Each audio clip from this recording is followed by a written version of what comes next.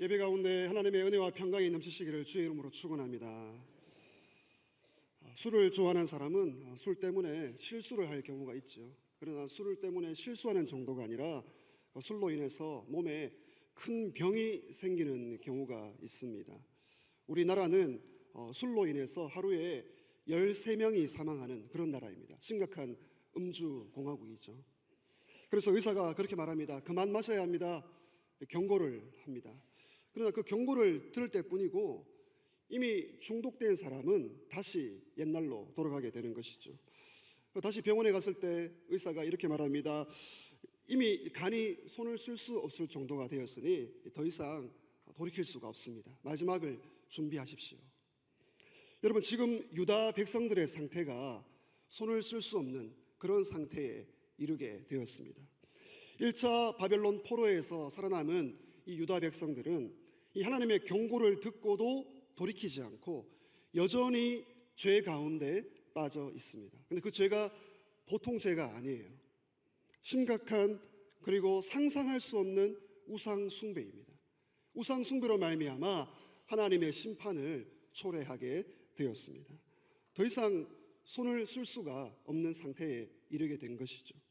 오늘 본문을 세 가지로 나눌 수가 있는데, 첫 번째는 유다 백성들이 우상 숭배를 하는 그 환상을 보게 됩니다. 네 가지의 우상 숭배의 모습이 나오고 있습니다. 두 번째는 이 유다의 사회적인 죄악을 하나님께서 고발하십니다. 그리고 마지막으로 하나님의 무서운 심판의 경고가 나옵니다. 오늘 첫 번째로 이 유다의 우상 숭배의 현장을 하나님께서 환상을 통해 보여주십니다.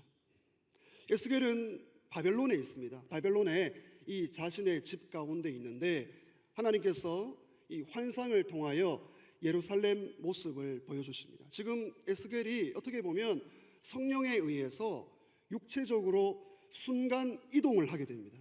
바벨론에서 예루살렘 성전 부근으로 옮겨지면서 그 성전 부근에서 일어나는 환상을 보게 되는 것이죠. 네 가지 우상 숭배입니다. 첫 번째 우상 숭배가 어떤 것입니까? 3절을 보시면 3절에서 에스겔이 제일 먼저 본 것이 질투의 우상입니다. 에스겔은 성전 안뜰로 들어가는 북문으로 가게 되었고요. 거기서 질투의 우상을 보게 되었습니다. 여기 질투의 우상은 이 풍요의 여신, 이 아세라의 형상이라고 할 수가 있습니다.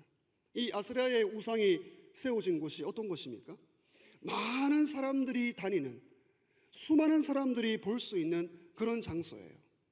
이 우상은 모든 사람들이 볼 수 있도록 공개적으로 세워져 있습니다. 사람들이 그 앞에서 지나가면서 하나님을 믿는다고 하면서 그 앞에 절을 하고 우리에게 풍요를 달라고 숭배하고 있습니다. 하나님은 이 백성들의 우상 숭배에 대하여 어떻게 말씀하십니까? 6절을 보시면 이렇게 말씀합니다. 6절, 크게 가증한 이를 향하여 나로 내 성소를 멀리 떠나게 한다. 여러분, 평소 유다 백성들은 이런 생각을 가지고 있었습니다. 하나님은, 우리는 선민이기 때문에 하나님은 절대로 성전을 떠날 수가 없다. 그러니까 우리가 어떻게 살든지 성전을 떠나지 않고 우리에게 복을 주신다. 이런 어리석은 생각을 하고 있었습니다.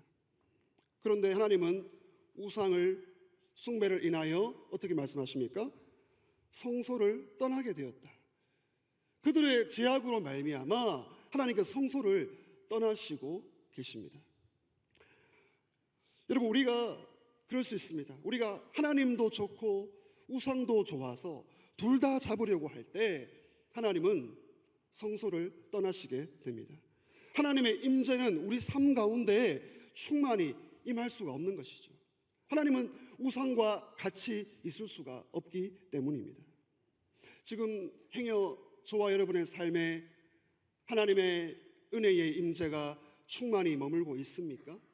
아니면 하나님의 은혜의 손길이 떠나시고 계시지는 않습니까?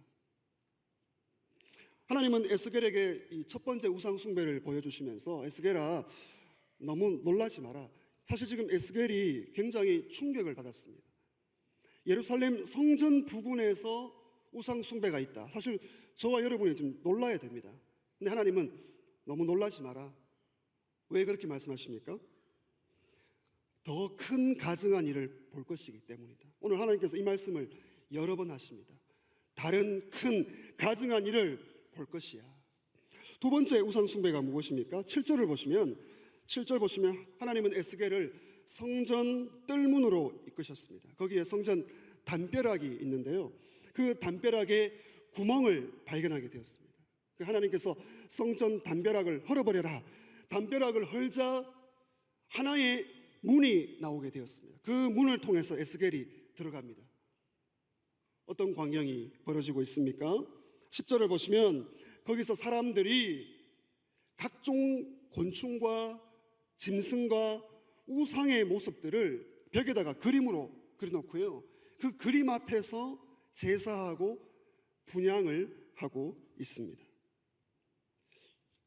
여러분, 이런 지금 우상 숭배를 하는 사람들이 누구라고 성경이 말하고 있습니까? 장로 70명입니다. 장로 70명. 장로들은 그림을 그려놓고 분향을 하면서 제사를 하고 있습니다. 12절을 보시면 하나님은 이렇게 말씀하십니다. 10절 보시면 하나님은 장로들이, 너희들 장로들 70명, 너희들이 지금 방에 숨어가지고 어두운 방 안에서 아무도 몰래 그림 그려놓고 우상을 숭배하고 있는데 하나님은 그걸 다 보고 계시고 알고 계신다고 말씀합니다. 깊은 방 안에서 은밀하게 죄를 짓고 있지만 하나님은 환한 빛 가운데 다 보고 계시는 것이죠. 세 번째 우상 숭배가 무엇입니까? 14절을 보시면 14절입니다. 에스겔은 성전으로 들어가는 북문으로 이끌림을 받았습니다. 그곳에서 여러 무리의 여인들을 보게 되었습니다. 그러면 여인들이 무엇을 하고 있습니까? 단무스 신을 향하여 애곡을 하고 있습니다. 단무스 신. 하나님께 조금 전에 예배하고 돌아서자마자 단무스 신을 향하여 애곡하고 있습니다. 단무스 신은 바벨론의 신이에요. 식물의 신입니다. 식물의 신. 식물을 주관하고 농경을 통치하는 그런 신입니다. 농사가 잘 되게 해서 풍요를 주는 신으로 믿고 있었던 것이죠. 그러니까 물질적인 풍요를 기대하면서 하나님도 믿고 단무스도 붙들고 있는 이 혼합주의 사상, 우상숭배에 빠져 있습니다.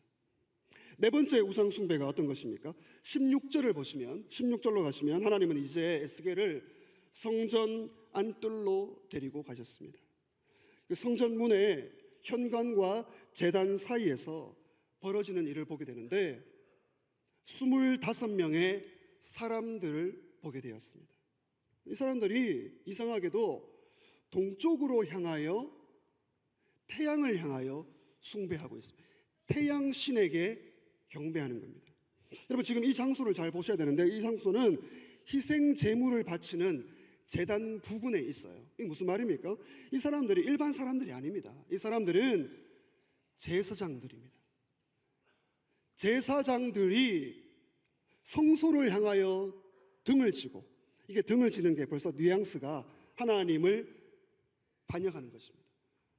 성소를 향하여 등을 지고 동쪽을 향하여 태양에게 경배하고 있습니다. 제사장들입니다. 하나님에 대한 극한 배교와 반역을 보여주시는 것입니다. 지금까지 이 에스겔이 본 네 가지 우상 숭배의 환상을 보면 우리는 어떻게 이럴 수까지 있을까? 어떻게 이렇게까지 되었을까? 유다의 총체적인 타락을 보게 됩니다. 손을 쓸 수가 없습니다. 이미 마지막까지 이른 그런 상황임을 스스로가 보여주는 것이죠. 심각한 병에 걸려 있습니다. 오늘 두 번째로 하나님은 이 유다의 사회적인 죄악을 지적하십니다. 하나님은 이 우상 숭배의 죄, 이 종교적인 타락, 영적 타락입니다. 이것을 보여주신 후에 사회적인 죄악과 연관을 시키십니다. 17절을 보시면 17절, 유다 백성들은 자신들이 살고 있는 땅을 폭행으로 가득 채웠어요. 폭력으로 피를 흘리며 이웃에게 해를 가하는 그런 사회적인 불의에 빠져 있습니다. 여러분, 하나님은 종교적인 타락만 영적인 타락만 관심 있게 보시는 것이 아니라 저와 여러분의 삶 가운데 우리 사회의 이 불의, 우리 사회에 일어나는 이런 죄악들에게도 하나님은 관심 있게 보시고 그것을 용납하지 않습니다. 사실 그렇습니다. 영적으로 병들고 타락하니까 이 사회적인 죄악과 불의가 관영하게 되는 거예요. 그냥 우리 사회에 지금 심각한 죄악들이 그냥 일어나는 게 아니에요. 하나님과의 관계에 있어서 병들어 있고 깨어져 있으니까 이런 사회적인 불의와 죄악들이 들불같이 일어나고 있는 것입니다. 우리는 이 영적인 문제에만 볼 것이 아니라 이 사회적인 눈에도 우리는 눈을 들어 관심을 가지고 기도를 해야 하는 것입니다. 하나님을 두려워하지 않고 대충 믿으니까 그냥 왔다 갔다 하니까 지탄받는 일을 스스럼 없이 하고 있는 것입니다. 오늘 세 번째로 하나님의 이 심판의 경고가 나오고 있습니다. 하나님은 환상을 통해 네 가지 우상 숭배를 보여주셨고요, 사회적인 죄악을 지적하셨고 무서운 심판을 경고하십니다. 이 유다의 우상 숭배와 이 사회적인 불의에 대하여 하나님께서 어떻게 반응하십니까? 하나님의 반응이 있습니다. 여러분 18절 말씀을 보시면 18절을 우리 함께 읽도록 하겠습니다. 18절입니다. 시작. 그러므로 나도 분노로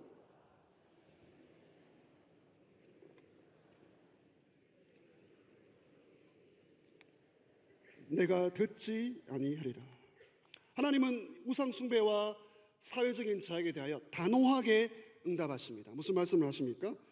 너희들 불쌍히 여기지 않겠다, 긍휼히 여기지 않겠다. 이 하나님의 성품이 우리를 향하여 불쌍히 여기시고 긍휼히 여기시는 것인데 불쌍히 여기지 않겠다, 긍휼히 여기지 않겠다. 여러분 더 무서운 말씀을 하십니다. 백성들의 기도와 요구에 듣지 않겠다, 기도를 듣지 않겠다. 여러분 하나님은 우리의 모든 것을 들으시는 분인 줄 믿으시길 바랍니다. 그러나 우리의 죄악 때문에 우리의 음성에 귀를 닫으십니다. 유다 백성들이 하나님의 말씀에 귀를 닫고 우상 숭배에 빠져 있으니까 하나님께서도 그들의 기도에 귀를 닫으십니다.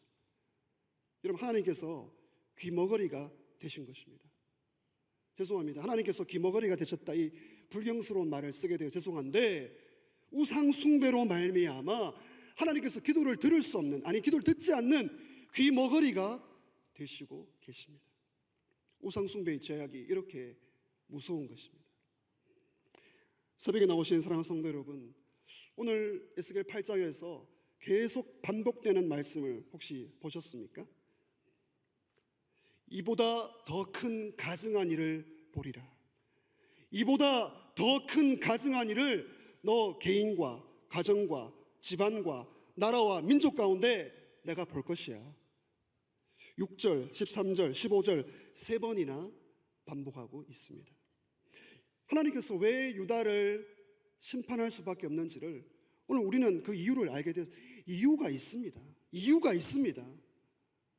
여러분 오늘 이 네 가지 우상 숭배를 두 가지로 정리할 수가 있는데, 이 유다의 우상 숭배는 어떤 특징이 있습니까? 첫째는 유다의 우상 숭배는 성전까지 장악된 우상 숭배입니다. 한번 따라하시죠. 성전까지 장악되었습니다. 여러분 보통 백성들의 우상 숭배는 산과 들에서 이루어졌어요. 산과 들에서.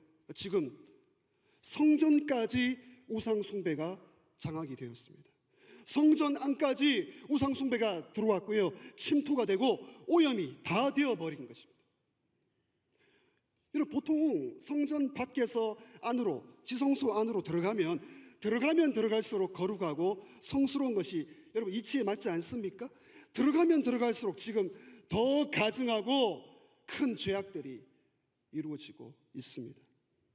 가장 거룩하고 영광스러운 장소가 변질되고 부정해져 있습니다. 하나님의 심판을 면할 수 없다는 것을 스스로 보여주는 것입니다. 두 번째 유다의 우상 숭배는 지도자들이 주도한 우상 숭배입니다. 한번 따라하시죠. 지도자들이 주도했습니다. 여러분 유다의 세 종류의 사람들이 우상 숭배에 참여했어요. 일반 백성들입니다. 백성들이 뛰어들었어요. 백성들이 우상 숭배를 하고 있고요. 그리고 장로들입니다. 장로들이 하고 있어요. 그리고 제사장들입니다. 제사장. 여기서 우리가 주목해야 될 것은 장로들과 제사장, 지도자들입니다. 지도자들이 우상 숭배를 주도하고 있습니다. 일반 백성은 그렇다 할지라도 일반 백성은 그러면 안 돼요. 그렇지만 지도자들이 어떤 사람들입니까? 먼저 자기가 우상 숭배에 빠지지 않도록 조심해야 될 뿐만 아니라 백성들에게 우상 숭배하지 마라 권면하고 가르쳐야 하는데 자신들이 우상 숭배를 앞장서고 있습니다. 여러분, 이렇게 성전까지 장악되었고요, 지도자들이 주도하는 이 우상 숭배로 말미암아 하나님은 너희들 이제 손을 쓸 수가 없다, 심판에 이르게 된 것입니다. 여러분, 이런 면에서 우상 숭배의 문제는 아무도 피해갈 수가 없습니다. 왜 그렇습니까? 가장 거룩한 곳에서 죄가 발생되고 있습니다. 존경받는 사람이 큰 죄악에 빠져 있습니다. 사랑하는 성도 여러분, 오늘 본문은 저 같은 설교자에게 굉장히 참 부담이 되고 힘이 드는 설교입니다. 여러분에게 축복의 말씀, 위로의 말씀을 하고 싶지만 오늘 심판과 경고로 가득 차 있는 것입니다. 이런 가운데 저 자신부터 제 안에 우상 숭배의 면모가 무엇일까 돌아보게 됩니다. 유다의 4가지 우상 숭배, 4가지를 지적했는데 과연 내 안에 4가지만 있을까? 여러분 어떻습니까? 여러분, 오늘 이 우상 숭배는 21세기에도 우리가 피해갈 수가 없습니다. 신약으로 넘어와서 사도 요한은 우상과 관련해서 아주 중요한 말씀을 하고 있습니다. 요한일서 5장 21절, 자녀들아 너희 자신을 지켜 우상에서 멀리하라. 한번 따라하시죠. 우상에서 멀리하라.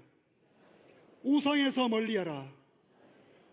여기 우상은 눈에 보이는 우상이 아니에요. 손으로 만들거나 자연에 있는 것이 아닙니다. 우리 내면의 우상, 내면의 우상입니다. 내면의 우상에서 멀리하라. 팀 켈러 목사님은 우상에 대하여 이렇게 정의합니다.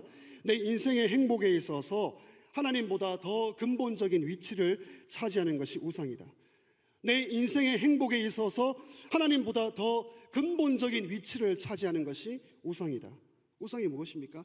내 삶에 있어서, 내 마음에 하나님보다 더 사랑하고 중요하게 여기는 것, 그게 우상입니다. 여러분, 우상은 저와 여러분의 마음속에서 하나님을 몰아내고 나의 마음을 차지하기 위하여 전쟁을 벌이고 있습니다. 우리의 마음은 우상의 전쟁터입니다. 칼빈이 말하는 것처럼 우상의 공장 정도가 아니라, 우상을 계속 만들어내는 공장이 아니라, 공장이죠, 전쟁터에 방불하고 있습니다.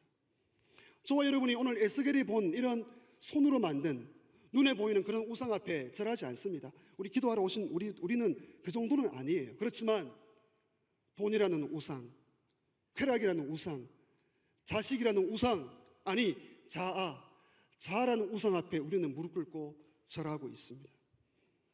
돈과 자녀와 인기와 쾌락과 성공과 나의 자녀 앞에, 그리고 나의 자아 앞에 우리가 하나님보다 더 중요하게 여기고 있는 이 우상에 붙들려 있는 것입니다. 여러분, 이건 다 하나님의 선물입니다. 선물. 하나님께서 우리에게 선물을 주셨는데 이 선물이 우상으로 바뀌면서 우리의 올무가 되고 있는 것입니다. 요즘은 하나의 우상이 더 생겼습니다. 스마트폰이 우상입니다. 모든 사람들이 길을 가면서 대화를 하면서 심지어 예배를 드리면서도 우상 앞에, 핸드폰 앞에 머리를 숙이고 절을 하고 있습니다. 사랑하는 성도 여러분, 우상을 몰아내고 하나님만 예배하시기를 주의 이름으로 축원합니다. 어떻게 그럴 수가 있습니까? 어떻게 그럴 수가 있습니까? 하나님이 어떤 분인가를 아셔야 됩니다. 하나님은 우리의 예배와 헌신을 온전히 받기를 원하시는 창조주이십니다. 우리의 예배와 헌신을 다른 존재와 나눌 수가 없어요. 예배의 대상을 바꾸시면 안 됩니다. 어떻게 우상을 몰아낼 수가 있습니까? 우상은 가짜입니다. 한번 따라하시죠. 우상은 가짜이다. 우상은 허무하다. 여러분, 우상을 섬기면 섬길수록 우리의 인생이 허무하게 되어 있습니다. 우상은 가짜입니다. 허무합니다. 우상을 따라가면 망하게 되는 것입니다. 하나님께서 은혜로 우리의 영혼을 채워주실 때 우상이 물러가게 될 줄 믿습니다. 지금 이 시간 하나님과 우리 사이를 가로막고 있는 우상이 무엇입니까? 혹시 가장 거룩한 장소에 들어와 있지만 은밀한 죄악이 무엇입니까? 사람들이 너 잘한다, 참 훌륭하다 박수치고 있지만 하나님 보시기에 크고 가증한 일이 여러분 가정 안에 있습니까? 오늘 하나님은 이런 말씀하셨습니다. 크고 가증한 일을 보리라. 저는 이 말씀을 바꾸어 보았습니다. 이보다 더 놀라운 일을 보리라. 이보다 더 아름다운 일을 보리라. 하나님께서 저와 여러분을 보시고 이보다 더 놀라운 일을 보리라 축복의 말씀을 주시기를 축원합니다. 시간이 갈수록, 여러분 시간이 갈수록, 연륜이 쌓일수록, 오래 믿을수록, 직분이 있을수록 말씀과 기도와 훈련을 통하여 더 깨어 있어서 하나님의 영광을 위하여 더 큰 아름다운 일을 보여주시는 저와 여러분 되시기를 주의 이름으로 축원합니다. 우리 함께 말씀을 생각하시면서 기도하겠습니다. 하나님, 내 안에 우상을 몰아내게 하여 주시옵소서. 하나님만 예배하며 하나님이 주시는 은혜로 만족하게 하여 주시옵소서. 우리 가정에 이 나라의 민족의 우상을 몰아내 주시옵소서. 우리 주여 부르고 간절히 기도하겠습니다. 주여, 하나님 아버지,